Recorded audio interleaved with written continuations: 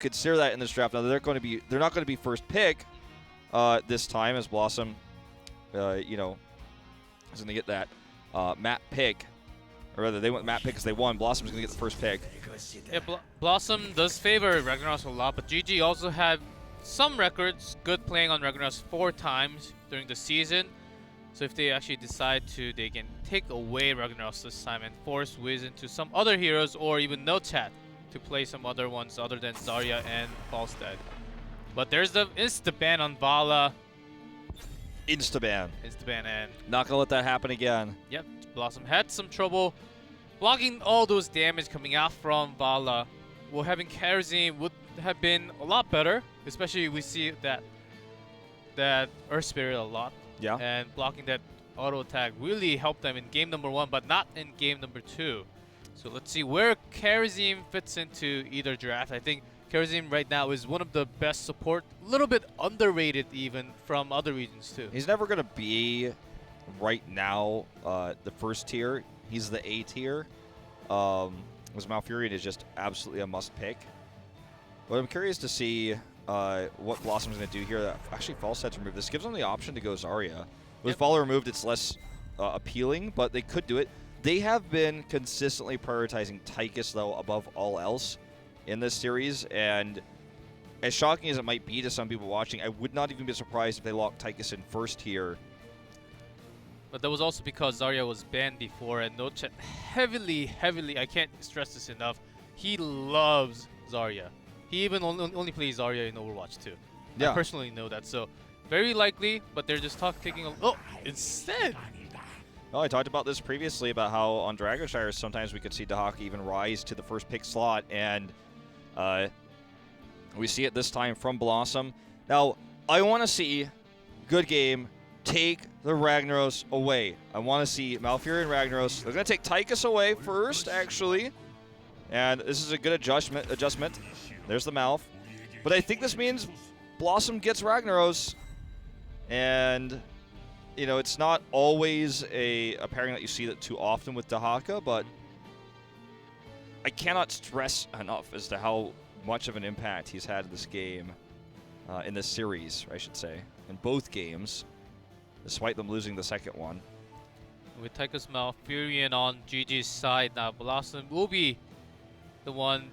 They can have the support later on. It's not going to be really pressured into a choke unless Karazim is banned, which is very unlikely in this draft. But we've seen lots of unlikely stuff happening in this draft, so you never know. But with that, the Haka pickup, they can also follow up with another CC chain like ETC to have the double global presence later on. Yep, a semi-global ETC. All right, gonna have to make the choice now. Li Ming first, and there's the ETC. So they may just give Ragnaros up in this draft. Not gonna take it 3 games in a row.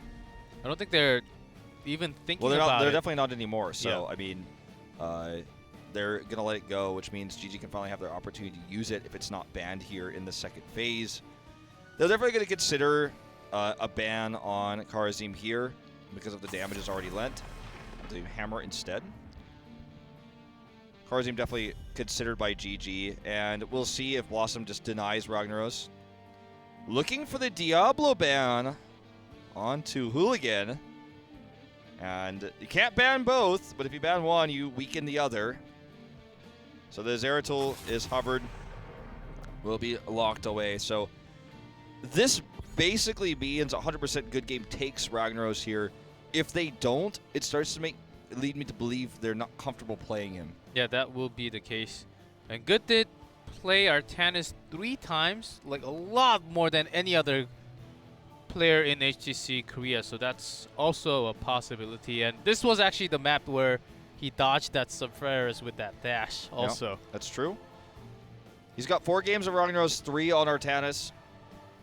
And this seems to be the go-to Artanis map for him. I've seen it twice now. I imagine he's considering it as well. There's the Ragnaros pick. I just feel like this is the better choice. They're going to pair it with Zarya, and that's going to really help Tychus, and they have a lot of pushing power with this. We might see them try to contest the bot healing well, which I've seen a lot, actually, in this tournament, and I think that's a strong choice. I mean, yes, Zarya is super low down into this draft, but she's still very powerful here. Yep, and with that, BlossoM, they have been hiding something. This is very unlikely from BlossoM, which they always chose like DPS in the first or second rotations before. They have to be hiding maybe a Thrall coming out from Wiz once more. I think it's unlikely they'll take the Thrall. I think they're a little bit awkward in terms of damage right now. You know what I mean? Like, we could see triple melee, but with only one solo support. And it seems risky to go down that path, especially against Zarya, who's going to, you know, have a bunch of energy and will be glad to fight melees in the front line. I think we're going to see some sort of unusual range damage, like a specialist perhaps. Otherwise, they go double mage with Gul'dan. They're going to take Artanis themselves. It's going to be triple melee from BlossoM. Oh, boy. This is going to get a bit crazy, G-Clef. Yep, that's going to be just the kidnap one, tag, power slide, and gone. That's going to be the one pick they're trying to get. But GG actually have Zarya on that shield. And, oh, in fact, that's actually very smart in terms of if you can actually get that swap a few times. Because GG does not have the most mobile heroes. They don't have too much dashes or moving skills. So I think this is actually a very good draft against GG right now. I think it's smart. You know, and GG might have also been considering the Artanis here. It's going to be Diablo at the end, so who's going to get that big red charging Diablo? No Lurker Blow this time, though, sadly. But they got somewhat of a denial pick. Either way, Zarya will empower Diablo and get a lot of energy from that. Same with Ragnaros. And it's going to be solo range damage on both sides here. So watch out, Li Ming and Tychus. Going to be super important. If they are blown up, the damage amount for both of these teams will plummet at that moment. Tons of CC on both sides as well. This is going to be two Rams clashing heads, the winner of which will take match point. We're going into the Sky Temple. See you guys in game.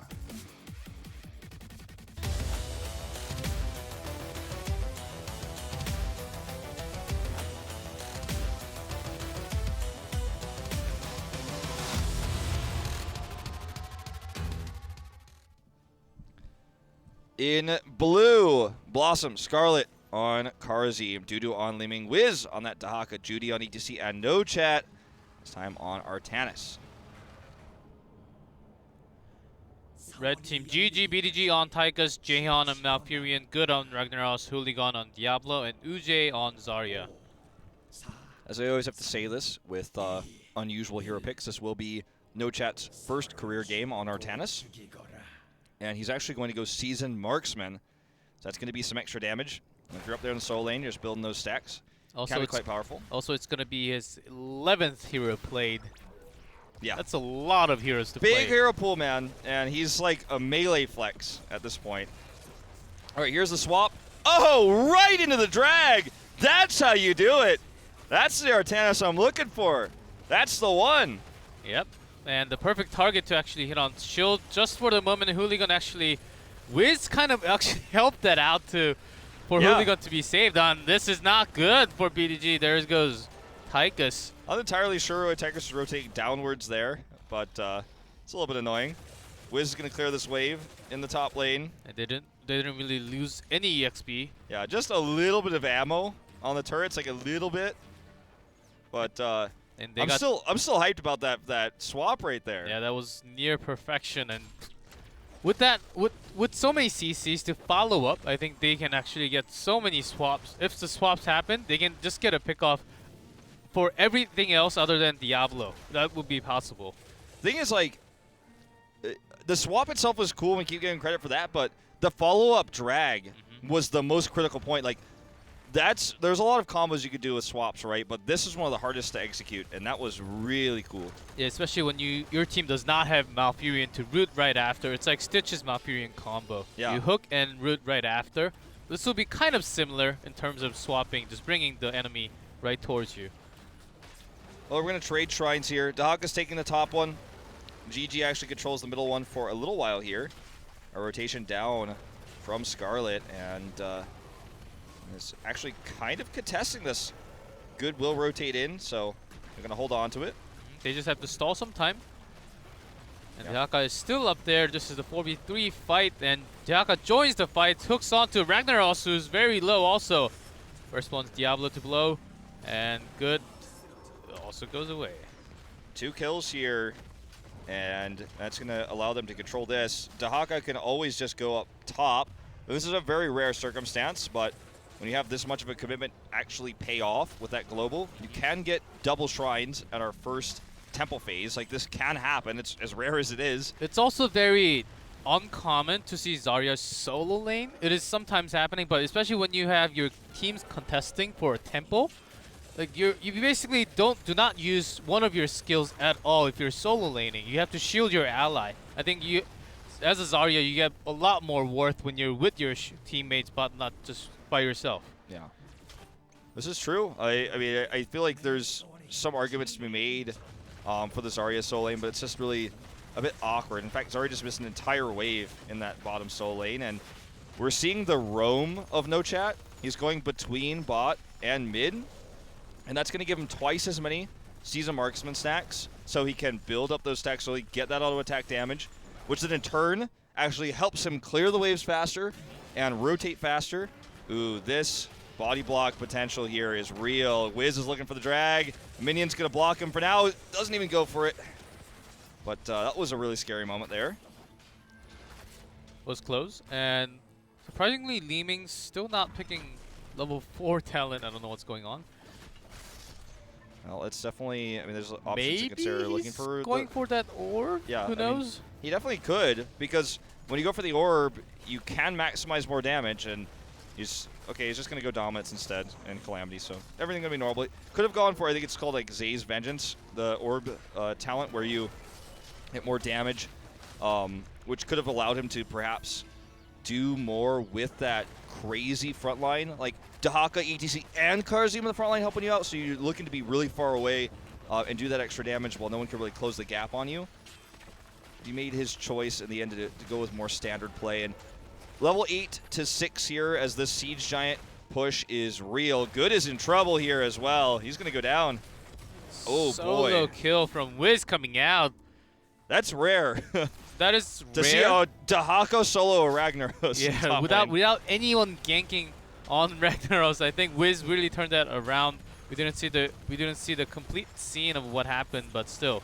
And there's a swap onto. Oh my god. UJ to finish your sentence. She goes, sorry, I got bit. I actually couldn't contain myself there. Got that swap. This is the kind of stuff that doesn't normally happen with Dehaka, or excuse me, with well, it doesn't happen with Dehaka the top lane, but with Artanis. But you can find these swaps consistently, which is tough to do, and suddenly Artanis feels like a really strong hero. If you're against a team that will never ever get punished by swaps or will ever get hit by those, it doesn't matter, but he's been making it work in this game so far, especially when he got that Dehaka pull right after in the level 1 exchange. I'm liking how Boss was playing this. They have total control, utter domination. Yeah, No Chat is really working hard on that Dash Prism swap. It's been working so far, and especially when they have an upper hand of 11 already, 2.5 levels down. Using that power of global, and ETC may also go global, maybe not even need to have that mosh pit. I think GG does not have too much CCs to actually cancel. Even without the heroics right now, I think BlossoM can just go in mosh and then even enlarge this gap into a 4-level lead. That's possible. I think if there's an opportunity in the fight, he absolutely will. Like if he sees Grenade is on cooldown, he may actually just lock in the mosh for one team fight to, like you said, further the lead. Because they're 11 to 9, soon to be 12 to 9. This is absolutely possible. And look, that's why he's positioned himself right up here at the front. And this boss is going to knock this keep wall down so fast here with no heroics. They have Molten Core. They're going to use it right now. It's going to help. It's not going to be enough to stop this keep wall from going down. And they kind of just have to sit back and absorb this damage. Meanwhile, Dehaka goes mid to get extra soak. So they're looking for that faster 13. No damage done to the keep, really. Maybe like 1 or 2 hits here from the boss, but the wall being down is really unfortunate. And this lead for BlossoM just continues to blossom, if you will. There's a flower here. This lead is turning into a level 13 flower right now. And yeah, very pretty team. And Judy, they're gonna look for a pick onto Judy as Hooligan just goes right in. But Mosh actually goes off. Two-man Mosh go right in, gets rooted, but does not cancel the Mosh. Finally, that grenade comes out for the cancel, but the damage has been done here. Still no level 10s for GG. Good is going to be the first to fall here. That's going to be a reset for Dudu, who helps get the kill on the Malfurion. No Chat comes in, and he's doing a ton of damage because he's starting to build these stacks. Don't forget, every kill he participates in also gives him season marksman stacks. So 8 kills already. He's been rotating between these lanes. Look at his auto attack damage on these mercs. Very powerful. Look at it. Yep, no Chat has been hitting that swap pretty often in this game, and he wasn't even needed for that team fight. And GG, they really tried to get a pick on ETC, but it took a lot of time, and by that time, BlossoM really joined the team fight, and ETC says, "Thanks, guys. Welcome. This is our time. Let's just dance." It was everything you predicted, you know, and he just locked it in, went for the mosh pit, and grenade was, on cooldown for a little bit longer there, so got a few seconds worth of damage. They're not going to get 2 full temples, but they got about a 1/4 of the bot temple, and they're going to get all of the top temple. And Hooligan is caught here alone.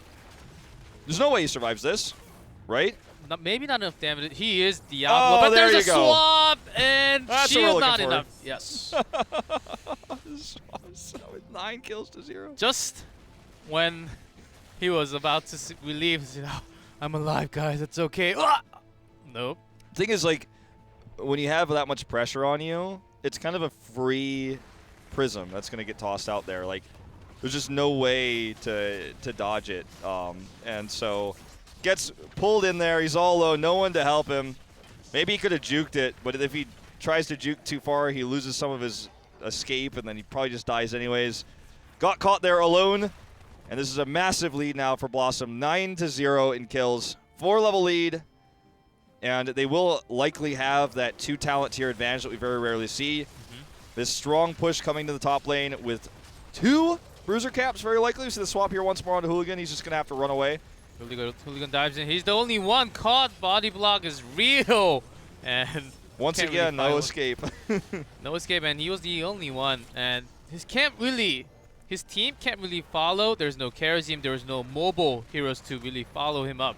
So it just ends up himself dying all the time, which leaves them no tank, no front line, so they can't really contest. And this is the chance for No Chat to swap. That was a little bit early. Great Twilight Dream to cancel. Smash onto Artanis. Oh man, No Chat super low here. Does get healed up. Wiz goes for the drag though onto Uj. They have a big scaling advantage here. Apocalypse goes down. Artanis will fall here. Finally, No Chat is defeated. And once more, these 2 teams are learning the power of Ragnaros, as that was the big factor in why BlossoM was forced to retreat here. Scarlet actually wants that second dash here. Dudu is like, all right, I'm in range. Looks like he's going to be fine. Doesn't absolutely need it there. And go ahead and Hearth home now, but Keeps survives. Ragnaros, in now 3 of 3 games of the first Keep pressure, will Molten Core and get at least 2 kills.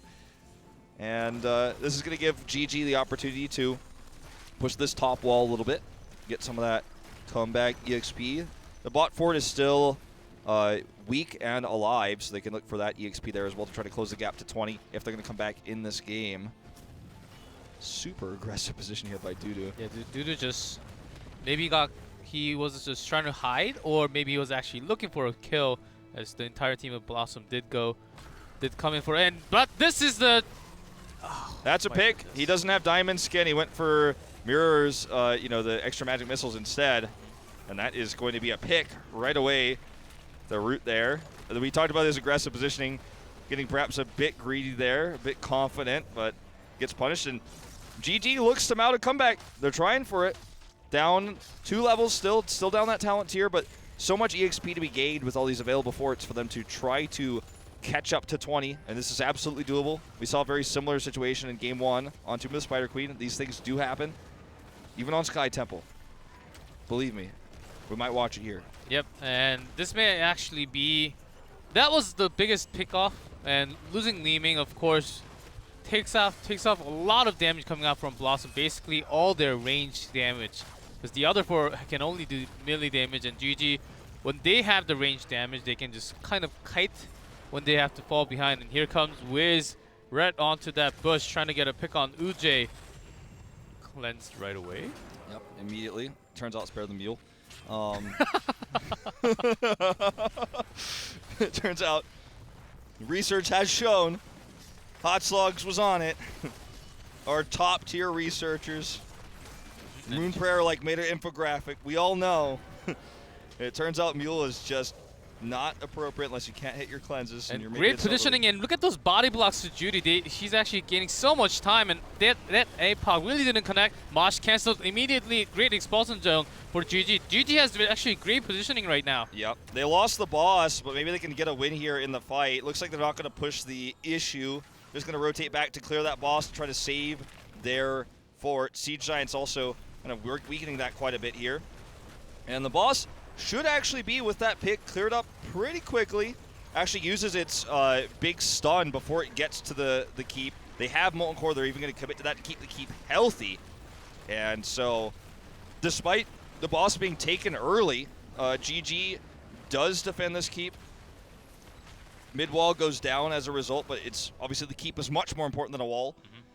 And you know what? GG could absolutely, if they keep fighting like this, come back and win this game. They're already kind of putting themselves on even footage. They're a level and a half behind.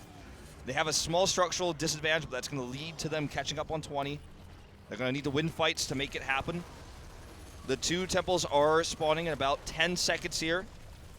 As we see Rag rotating back up now. He was soaking a little bit extra bot, trying to close that gap to 20. No chat looking for more stacks here. GG's going to clear this camp first, try to relieve some of that top pressure, and then rotate into mid. Scarlet going to have to get out here. He channeled for about as short as you can channel.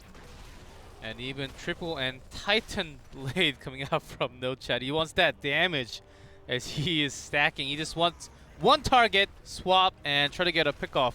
And this is a really this is actually very risky for GG when they do not even have Molten Core. I don't think so yet. It's got to be ready fairly soon, but they're going to come around, take control here of this shrine. Dahaka just rotates bot with his Brush Stalker and kills the keep. This is the critical point. Even if they trade dead even on the shrines, it's a win for BlossoM because they have the forts. I talked about how it's cool for GG because those are still up, because yes, that can give them EXP, that can help them catch up to 20. But in terms of buffer for the temples, that's a big problem. In fact, they're about to lose a second keep here. These 5 shots might just do it. You know, we're going to have this fight here. Judy gets slowed here. Can he get away? Doesn't look like it. Oh, the palm! Scarlet tonight, man. He is palming out of his mind. Even cleanse onto Judy, and he gets that movement speed also. Really great save from Scarlet. Losing ETC could have been super crucial right now as they're about to hit 20. All they have to do is stall some time, and they're on to a chase to Dudu. Let's see, Dudu can teleport over, and he's going to find more enemies where he teleports over. That's right. Even I don't think Diamond Skin would have helped him there either. So he gets caught. Makes this not a horrible situation for GG, but it's pretty bad, okay? The last 5 shots did, in fact, kill the mid keep. They're down 2 keeps now. BlossoM is going to have 21st, despite the fact that they had that extra EXP from those forts. They don't have to deal with the Siege Giant pressure here. Boss is respawning soon. So that may be something that BlossoM will try to use their 20 advantage for, to force a team fight with their Storm talents. Not all of them locked in, mind you. We do have Bolt for ETC, actually committed to that early. That's really, really powerful. We're actually going to have Temporal Flux as well. They have a lot of CC, a lot of slows to give that extra damage to Artanis when No Chat comes in. The Temporal Flux will allow him to charge in and do a few more auto attacks, get those shields up. A force to be reckoned with indeed. All right, this push here, the siege up is pretty tough. Dahaka is still up top. They have 20 already, but they just want to push, have that pressure onto the last keep standing. And all they have to do is go through that temple, and they have the advantage of having a global, especially on this map. And GG really has to make a choice here. They have to hit 20, but they also have to go for that temple. Yeah, look, they did almost all they could with the kill on Dudu. Like, pushing down that keep wall and bot, getting the EXP. You know that 20 fight I was talking about that BlossoM wanted to force because Dudu died? Look at this. GG, right when the fight starts, has 20. They just got it. So BlossoM never had a 20 advantage. They have that lane pressure advantage. They have the catapult advantage.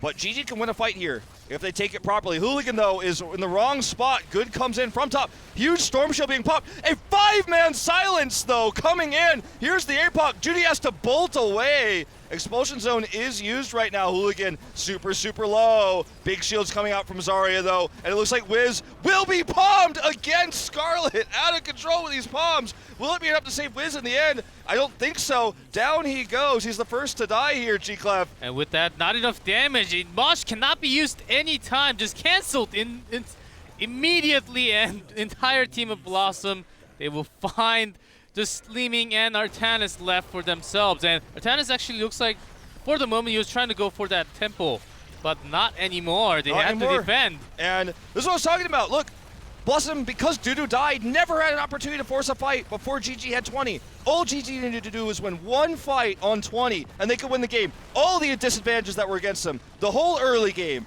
everything, just forget it. If they win this right now, if they knock down this core, nothing means anything except this last team fight, and they're going to go for it. Hooligan on the core right now, very low. Temporal Fuck slows him, and he dies. No chat's going in. Remember, he built auto attack damage. There's another kill here. Another reset for Dudu. And this is not going to be the core push they were looking for. They were looking. They were so close. This was their window to win. Yeah, that was, and that suppression pulse to blind all 4 of them right next to the core. I think that was big. Maybe they really couldn't bring down the core at the end, but still, there was a great defense from NoChat and Li Ming right now. And with this tempo, double tempo, they can actually take this game back. All right, GG's is gonna have to stop them from double templing here. Double temple will lose them the game. And it's hitting the core already. Yeah. I think that actually may be enough. They have to go focus one or both even. GG getting super low. Okay, Storm Shield used already here from Scarlet, trying to buy time. Mosh Pit actually connects here. Down goes Malfurion, 2 dead, and that should be game. Resets galore once more here for Dudu as No Chat is wailing on anybody who gets close to him. Look at how much damage Artanis does when built this way. Ujay's the last to fall. 5-man wipe, double temple with catapult pressure. That is good game here. BlossoM will take the win, will go to match point in a fiery game on Sky Temple. That game was almost too short but too long, and GG really had their chance at the end. Got a little bit too excited, but having no chat with Artanis, I think he really made some super plays in that game. That was GG's window, you know?